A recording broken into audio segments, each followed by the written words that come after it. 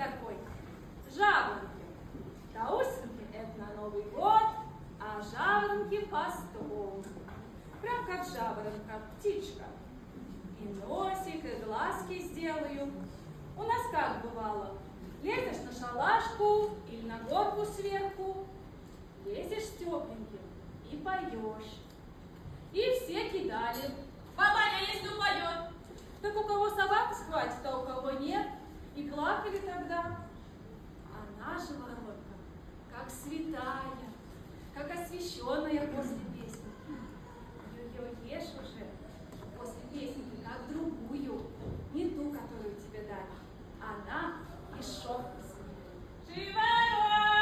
Живоронушки, Приведите к нам, да принесите нам живоронушки, весной красной да теплая летица. Живоронушки, нам зима-то надоела, лесик лебедцы поела. Живоронушки, а воды-то попила, да 3 колодезя. Живоронушки, всю куделю перепряли, да на матушки перемотали. Живоронушки, на матушки перемотали, да на базарик перетаскали. Живоронушки, на базарик перетаскали, за копейки продавали.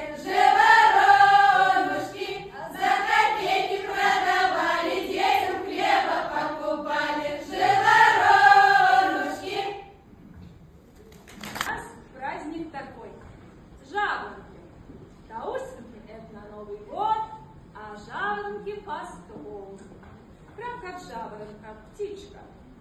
И носик, и глазки сделаю.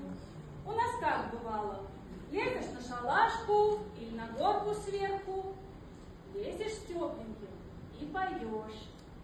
И все кидали. бабаня, если упадет. Так у кого собака схватит, а у кого нет.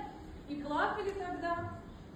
А наша воронка, как святая, как освященная после